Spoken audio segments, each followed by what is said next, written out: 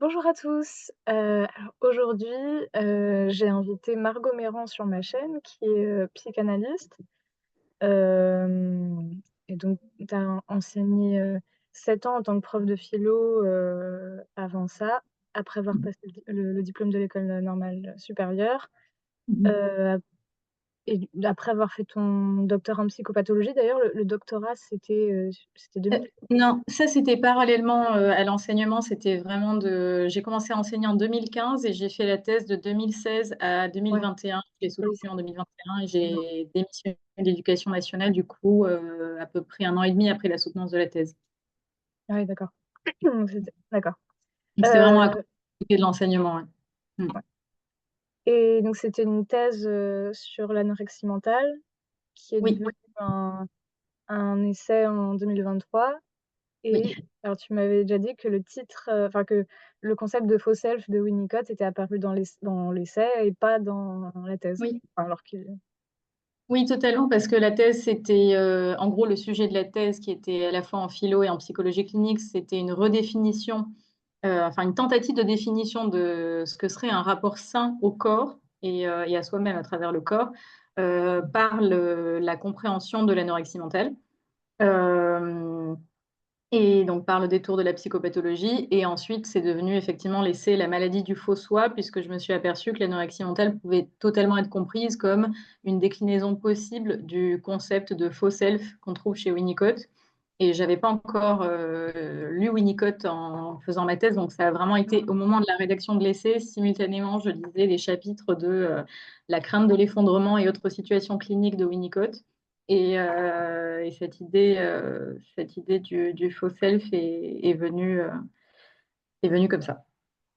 mmh et d'ailleurs, est-ce que tu avais déjà lu quand même, enfin tu avais jamais lu Winnicott avant ça ou du tout, du tout? Non, non, c'est c'est très troublant et à la limite, tant mieux, parce que je pense que si je l'avais rencontré avant, ça aurait tellement infusé la thèse que j'aurais eu du mal à m'affirmer moi-même, à affirmer la singularité de ma pensée, tellement la pensée de Winnicott est convaincante, enfin structurée, articulée. Il y a quelque chose où ensuite on se met à penser intégralement à travers les concepts de Winnicott et ça devient difficile d'en sortir.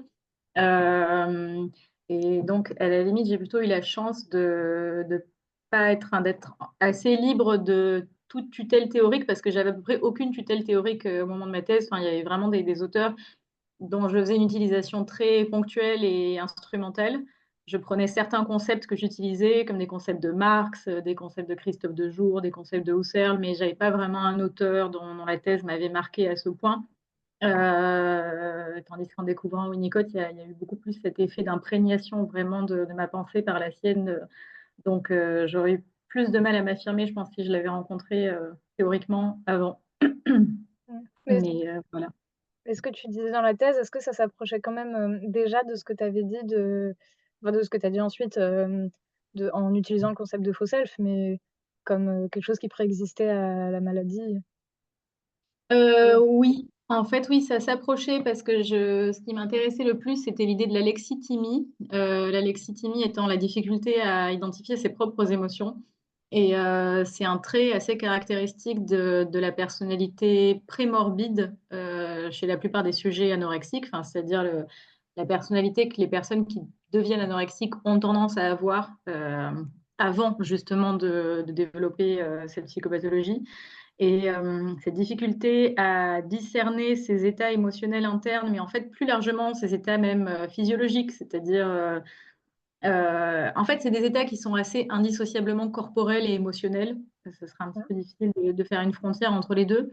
Et c'est justement ce que la personne anorexique a le plus de mal à cerner et à identifier. En fait, la difficulté à savoir si ce qu'elle ressent, c'est de la peur, de la colère, de la déception, de la tristesse, de la frustration. Il y a vraiment une sorte de flou, de confusion par rapport à ça et et en fait d'angoisse, hein, d'angoisse de ces émotions justement qui sont perçues comme, intolérables, comme des émotions que le sujet aurait pas vraiment la possibilité de cerner et de contenir, d'où une tendance à maintenir en fait, un état de enfin, à faire écran à la lisibilité de ces émotions par de l'angoisse et ensuite à essayer de rendre l'angoisse soluble dans un mécanisme addictif qui est typiquement, l'anorexie mentale Mais du coup, cette grande difficulté à, comment dire, à savoir ce qu'on éprouve, à savoir ce qu'on ressent, est quand même assez caractéristique de ce que Winnicott appelle le faux self, parce que l'idée du faux self chez Winnicott, c'est quand même une double chose. C'est que, d'une part, il y a une suradaptation précoce de l'individu à son environnement, et en particulier aux défaillances de l'environnement, puisque Winnicott fait une genèse du faux self par des situations très archaïques, et en particulier le lien entre le nourrisson et la mère, ou les substituts maternels, enfin, en tout cas ce qu'il appelle donc l'environnement facilitateur. Généralement c'est la mère, autrement ce sont les nourrices ou les personnes qui en tiennent lieu. Et en fait, les premiers pas vers le développement de la personnalité en faux self, c'est une hyper-adaptation aux défaillances de l'environnement. Parce que l'environnement n'est pas identifié aux besoins de l'enfant, eh bien, et parce que généralement la mère est dépressive, éteinte, indisponible, eh bien, l'enfant doit, en un sens, anticiper en permanence les humeurs de la mère, les irrégularités, les, euh, voilà, enfin, toutes les carences. Et donc, il y a à la fois une espèce de développement précoce de la fonction intellectuelle, parce que du coup, il y a cette anticipation anxieuse constante qui fait qu'en fait, l'individu se met à calculer très tôt. Donc, il y a une sorte d'hypertrophie de la fonction intellectuelle, d'hyper-soumission à l'environnement aussi, puisque l'enfant doit séduire la mère, comme le dit Winnicott, pour essayer d'obtenir d'elle en fait ce dont il a besoin. Et il y a aussi, c'est ça qui est intéressant, une dissociation précoce de la psyché et du soma, une sorte de rupture en fait dans le lien qui est normalement fusionnel entre les deux, qui fait que justement la fonction intellectuelle se développe énormément et le corps a tendance à être euh, mis à l'écart. Donc toutes les émotions avec, puisque les émotions sont Mmh. enracinées dans le corps, enfin elles sont totalement indissociables du corps. Et donc, il y a cette rupture entre l'activité psychique et intellectuelle et le fonctionnement corporel par ailleurs, qui a tendance à être dissocié, au sens où l'enfant se dissocie justement de ses vécus corporels et affectifs parce qu'ils deviennent trop menaçants pour son intégrité justement. Mmh. Vu que c'est des angoisses qui ne peuvent pas être contenues par l'environnement, eh bien, elles atteignent un niveau d'intensité psychotique, en un sens, comme le dit Winnicott. Enfin, c'est l'idée d'angoisses primitives qui sont vraiment des angoisses d'anéantissement. Et comme le nourrisson n'a pas de ressources en fait pour justement contenir ces angoisses, eh bien, la seule solution, c'est de s'en couper. Mmh. D'avoir une sorte de mécanisme d'évanouissement euh, et donc, euh, et donc, pourquoi je disais tout ça? Eh bien, ça rejoint un petit peu, enfin, c'est un petit peu l'idée de l'alexithymie. Alors, je fais juste une précision très tôt, parce que souvent, il y a un petit peu ce contresens et qui a été fait récemment. Je discutais avec un collègue psychologue clinicien qui était un petit peu contrarié par l'idée du faux self chez Winnicott et par l'utilisation qu'en font certains psychiatres, peut-être aujourd'hui en France, me disait-il en tout cas, parce qu'il ne croyait pas à l'idée d'un vrai self, l'idée Mmh. du vrai self qu'on opposerait au faux self en disant finalement, lui, en fait, pour lui, il y aurait une espèce de nouvelle injonction à être soi-même, justement, à être authentique, à être son vrai self. Et pour lui, ça devient une sorte de nouvelle pression, en fait, qui pèse sur l'individu et qui, en plus, ne renverrait à rien, au sens où il n'y aurait rien derrière le faux self et ce serait un pur fantasme. Et en fait, la théorie de Winnicott échappe totalement à cet écueil parce que la réalité, c'est pas qu'il y a soit des personnes structurées en faux self, soit des personnes qui ont un vrai self. C'est que tout le monde a un vrai self et un faux self. Et il y a un spectre du faux self, disons qu'il y a certains degrés.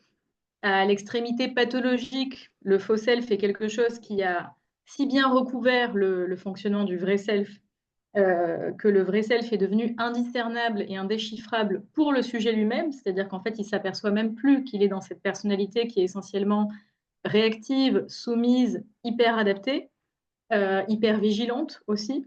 Et à l'extrémité saine, le faux self est simplement une reformulation du surmoi freudien, c'est-à-dire que c'est un masque social qui permet de se comporter normalement en société, de respecter un certain nombre de codes sociaux, de bienséance, qui permet de faire des compromis aussi. Et donc, de ne pas être simplement dans quelque chose de trop cru, comme il le dit. Il y a souvent cette idée de quelque chose qui serait cru chez Winnicott si c'était la pure effusion du vrai self en permanence. Et le vrai self n'est pas une personnalité qui est totalement antithétique par rapport au faux self. C'est simplement un plus grand degré de spontanéité. Et Mmh. en fait, justement, si on veut définir le vrai self ne reçoit aucun contenu déterminé, évidemment. Les seules choses qui déterminent le vrai self sont plutôt des critères, c'est-à-dire que c'est une qualité de spontanéité. Et c'est une certaine union, encore une fois, une certaine harmonie entre l'activité intellectuelle et psychique plus généralement et l'éprouvé corporel ou le fonctionnement du corps, et une certaine capacité du sujet à identifier les limites de sa personnalité avec les frontières de son corps. En fait, le vrai self, ce serait simplement ça, cette capacité à se relier au corps et à ne pas sentir que le corps serait étranger à la personnalité, à ne pas se dissocier non plus de son vécu corporel. Et c'est aussi une certaine qualité de spontanéité au sens où la personne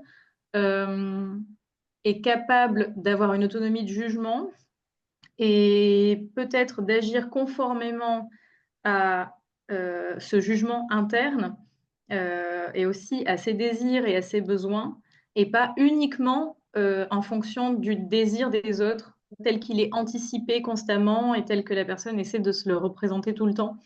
Mmh. Donc le vrai self pourrait se définir seulement comme ça, mais en fait tout le monde a un faux self, autrement il n'y a pas de masque social et donc ça devient quelque chose de... C'est comme si la personne n'avait aucune inhibition ni aucun surmoi régulateur en société. Mmh. Ça me faisait penser à, là, en t'écoutant, à une phrase qu'on trouve dans «L'éloge de la folie» d'Erasme, hem, Mmh. par rapport à ce que tu disais sur, le enfin l'inadéquation, enfin l'absence d'harmonie entre, bah, le corps, l'intellect et tout ça. Il parlait, attends, faudrait que je relise, ce qui est dit avant, là, je l'ai devant les yeux. C'était Voilà, il écrivait: «Comme le dit fort bien Euripide, le fou dit des folies, son cœur, son visage et sa bouche sont toujours d'accord. Tel n'est point le sage», c'est encore Euripide qui le dit. «Le sage a 2 langues, l'une qui dit la vérité, l'autre qui parle le langage des circonstances. C'est à lui que Mmh. revient la palme pour changer le blanc en noir, pour souffler tour à tour le froid et le chaud, et receler dans son cœur le contraire de ce qu'il met dans ses discours». Voilà, c'est le sage parce que c'est la folie qui parle, donc voilà, Mmh mh. Oui, c'est très comme ça. intéressant. Non, c'est vrai, c'est assez éloquent, oui, pour reformuler, oui, exactement cette idée et Et aussi tu as parlé d'addiction, j'avais pas pensé à te poser cette question, mais c'est vrai que parfois on met l'anorexie dans les addictions, et du coup, pour toi, dans quelle mesure, c'est juste, et dans quelle mesure ça a ses limites de considérer l'anorexie comme une addiction? oui, non, tiens, très bonne question. Je pense qu'effectivement, c'est considéré comme une addiction, une toxicomanie sans substance, donc Mmh. évidemment, dans la mesure où la nourriture peut pas être une drogue, en fait, enfin, au même titre que d'autres substances addictives. Néanmoins, ça se qualifie comme addiction, je pense, pour la raison que, comment dire? Je pense que le comportement devient addictif à partir du moment où il y a l'idée que, le sujet ne peut plus s'empêcher de l'avoir. C'est-à-dire que d'ailleurs, ça rejoint un petit peu la définition du trouble mental d'Arthur Tatossian dans la phénoménologie des psychoses que je citais au début de ma thèse dans l'introduction. Parce que, et c'est très intéressant, parce qu'il cherche le critère du trouble mental et il dit en fait ce qui définit un trouble mental n'est pas un comportement déviant, le fait qu'il y ait une incidence ponctuelle d'un comportement qui s'écarte, on va dire, de la norme statistique, ne se qualifie pas, enfin, ça ne suffit pas à se qualifier en fait comme trouble mental. Ce qui fait qu'il y a un trouble, c'est que la personne ne peut plus ne pas avoir ce comportement déviant.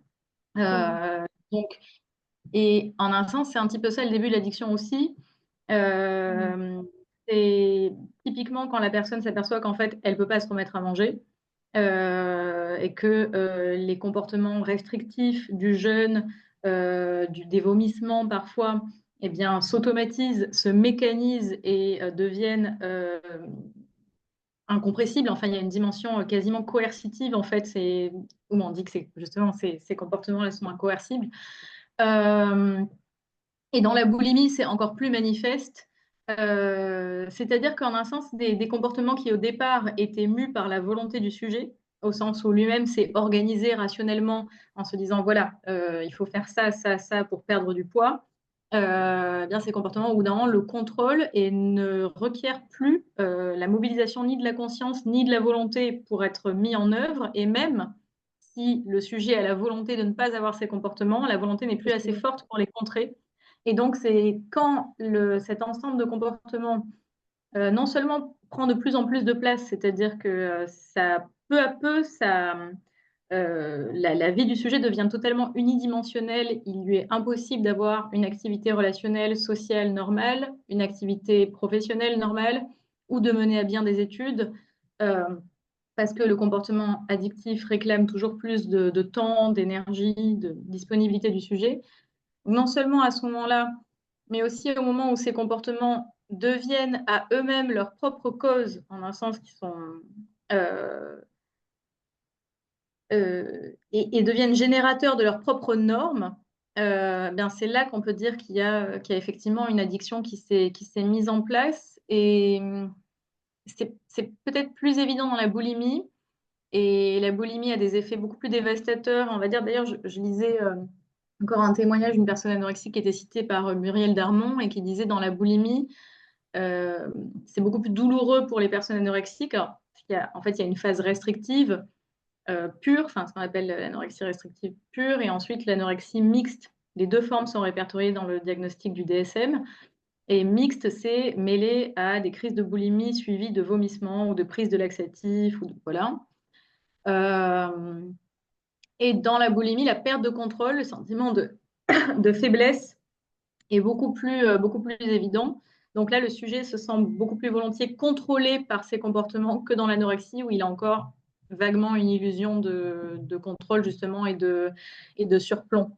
Et je pense que c'est quand il y a ce vertige-là, en fait, de ne plus pouvoir s'opposer volontairement à des comportements, qu'il y a quelque chose d'ordre addictif. Et aussi, évidemment, enfin, ce qui se passe, c'est que euh, ces comportements-là finissent par rendre impossible toute thérapie, toute prise en compte des émotions. C'est-à-dire que c'est vraiment des comportements qui, euh, encore une fois, essaient comment dire, de rendre l'anxiété soluble dans ces comportements, qui ensuite, évidemment, la décuplent, mais il n'existe plus rien que de l'anxiété, avec des moments d'interruption, on va dire des moments des passages à vide, des moments de néant quasiment, qui sont produits par ces comportements. Et donc, il y a de l'anxiété qui a tendance à atteindre à chaque fois un pic paroxystique qui ensuite décline en fait dans ses comportements, un peu comme pour une personne qui se mettrait à boire en fait, et là l'anxiété décline, on va dire, dans la consommation de la substance, et ensuite ça revient, et ainsi de suite. Et en fait, il y a ce fonctionnement qui se met en place avec simplement des pics d'angoisse et des moments d'évanouissement quasiment de la subjectivité, et de nouveau des pics d'angoisse. Et il n'y a plus énormément de place pour une palette d'émotions qui serait un petit peu plus riche que ça.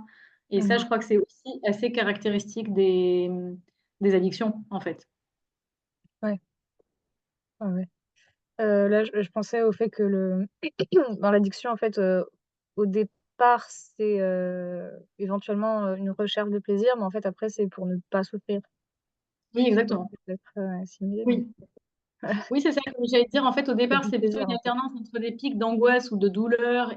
et des moments d'euphorie. Et ensuite, ça devient une alternance entre ces mêmes pics d'angoisse et de douleur et simplement des moments d'absence à soi-même, des moments euh, de léthargie, en fait, qui sont induits effectivement soit par la consommation d'une drogue, soit par les crises de boulimie, parce qu'en fait, la personne se remplit, et au bout d'un moment, elle ne sent plus rien. C'est comme si vraiment toutes les sensations étaient écrasées et toutes les émotions également. Ou alors, justement, la personne peut se concentrer sur des sensations corporelles qui sont très délimitées, très choisies, c'est-à-dire, par exemple, la douleur à l'estomac parce qu'il y a trop de nourriture, la sensation de nausée, ensuite les sensations corporelles qui sont liées au vomissement. Euh, et, et, euh, et donc, ça permet voilà, là aussi, encore une fois, de faire écran, enfin, d'éteindre la douleur provisoirement. Et ensuite, évidemment, ça revient généralement de façon décuplée, puisque c'est suivi par la honte et la culpabilité d'avoir, entre guillemets, cédé à la tentation. Mais donc, il y a cette chose cyclique, en fait, qui se met en place.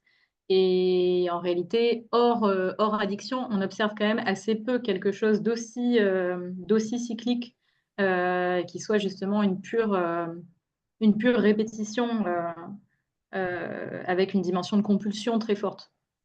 Mmh. Alors il y a quelques mois, je crois, tu m'avais dit que, tu as écrit un texte qui s'appelle, alors je sais plus la première partie du titre, mais il y a la sauvagerie masculine, la jeune femme et la Oui. sauvagerie masculine, je crois, c'est Oui. ça?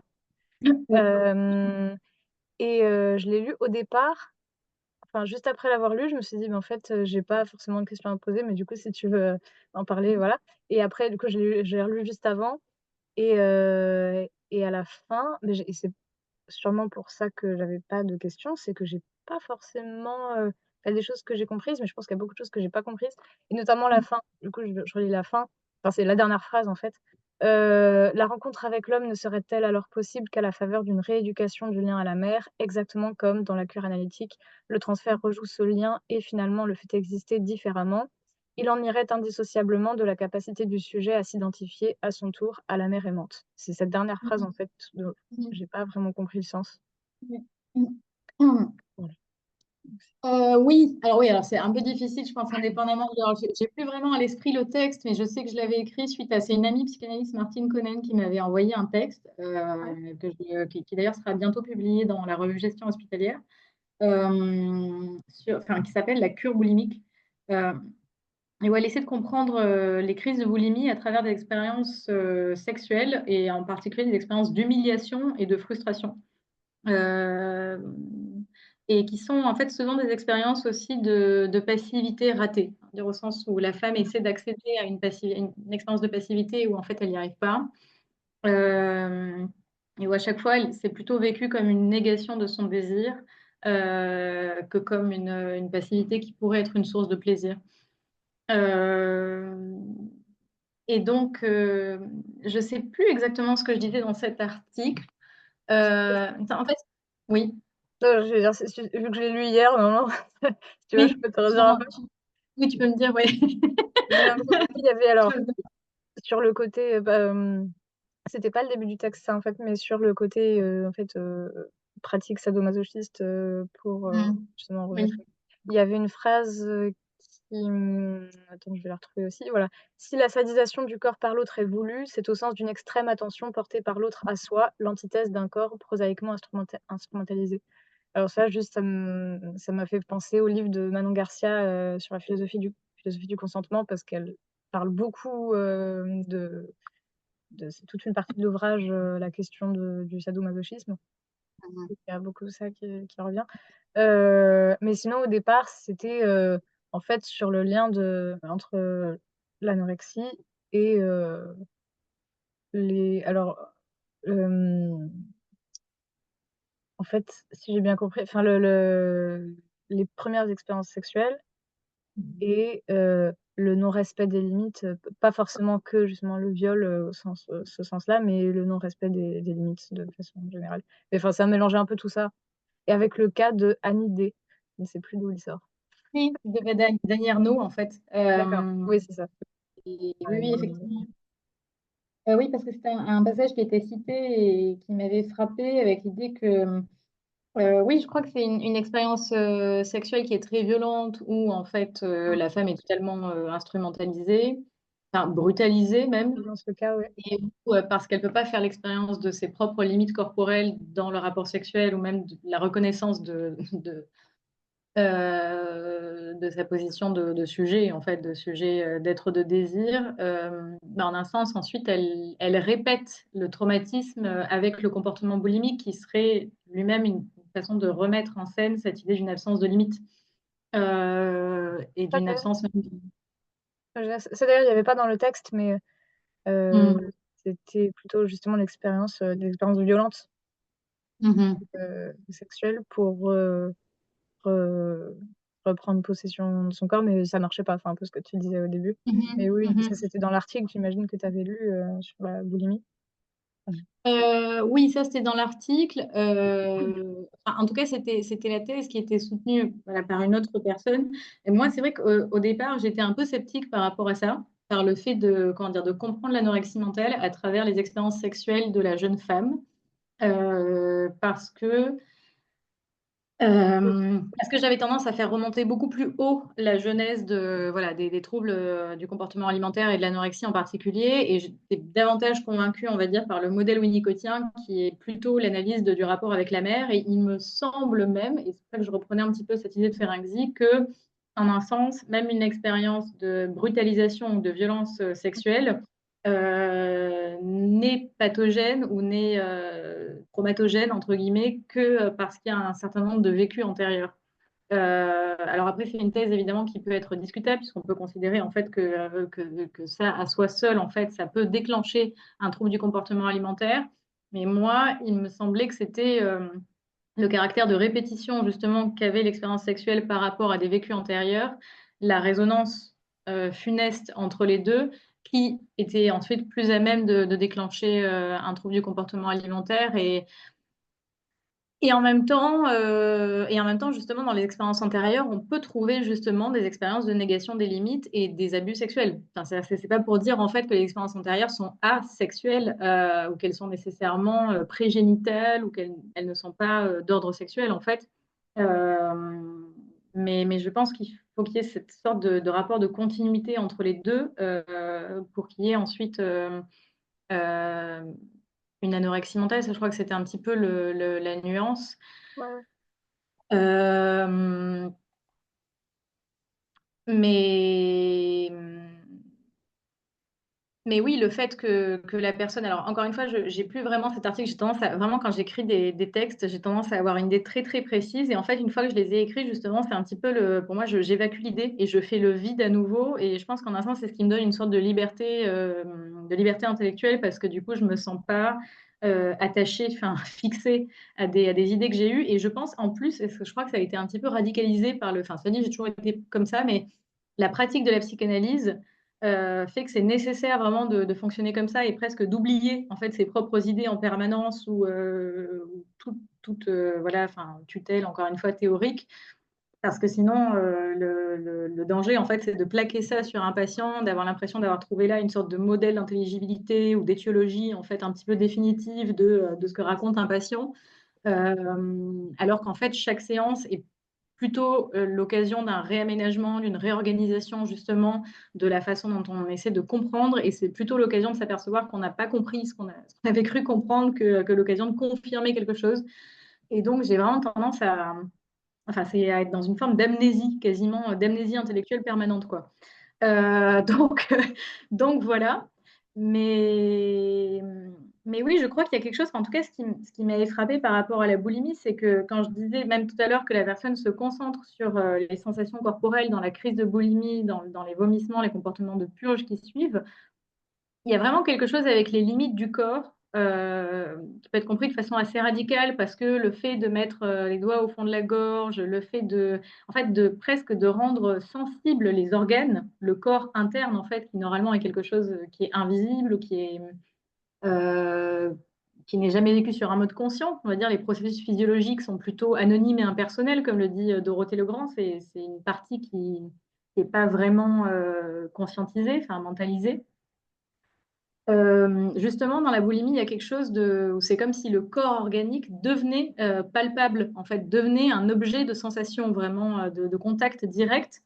Et il me semble qu'il y a presque une tentative, voilà, assez radicale de toucher les limites du corps, parce que pour un sujet anorexique, c'est pas du tout évident, encore une fois, que le corps a des limites, ou qu'il y a des limites à ce qui peut être fait à un corps. Il y a vraiment une dimension comme une sorte d'insensibilité, d'anesthésie générale du corps, avec l'idée aussi que les comportements seront du coup indolores, qu'il n'y a pas de gravité des comportements. Ça, il me semble que ça peut expliquer le fait que c'est même un critère diagnostique, en fait, que les anorexiques ne se reconnaissent pas comme des personnes malades.